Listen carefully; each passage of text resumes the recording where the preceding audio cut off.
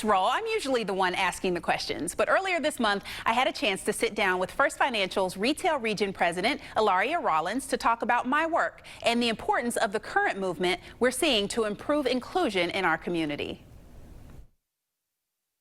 Kyla, thank you so much for coming today. I am excited to reverse roles with you.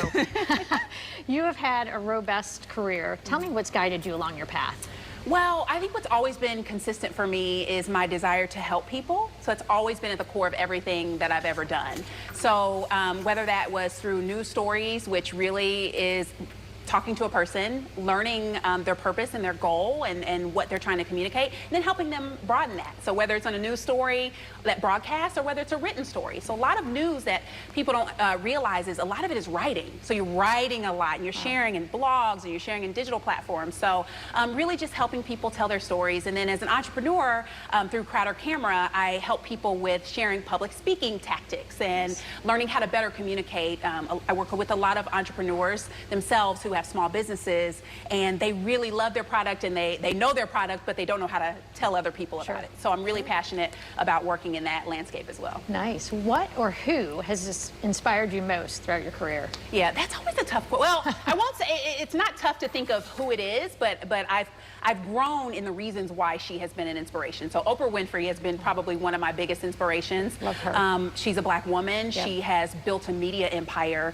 She was always really excellent at conducting interviews. And I'm really passionate about long form interviews, sit downs like what we're doing. Yeah. And she's always used that as her platform, her primary platform. But in addition to that, Oprah has really helped me understand the importance of giving back as a philanthropist, of understanding your impact. So not just, oh, let's get on TV and make a show.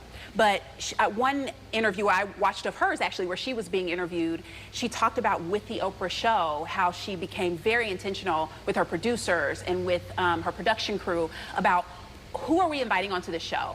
What are we using this platform for? Who's going to be impacted by it? And that's always resonated with me because that has been the goal for me as well. And even more so, you know, as I get older and as my career continues. So she has certainly been a huge inspiration for me. Nice.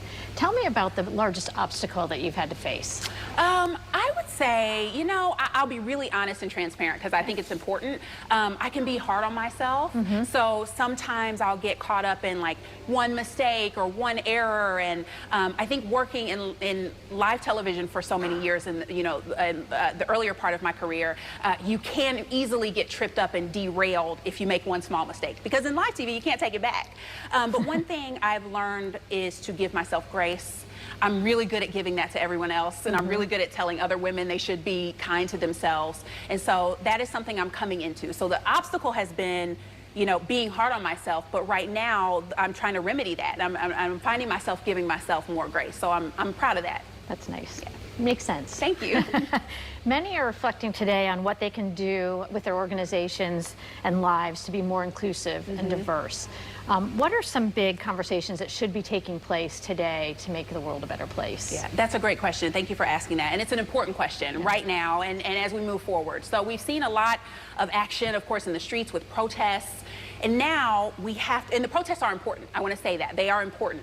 But now we have to move the protests into policies, and we have to turn the movement into, the moment into a movement that moves within our corporations, within our networks, our environments. And we have to move to having really intentional conversations. So whether they're small groups, you know, 5 or 10 people in breakouts, or larger groups within companies that are, you know, 20, 50, 100 people, where we're discussing why this moment is important.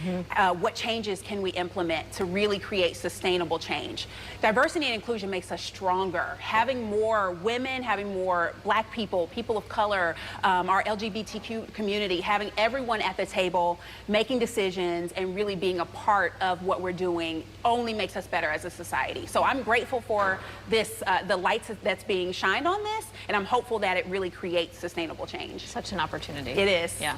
Thank you so much for spending time today. It's been great. Thanks. You.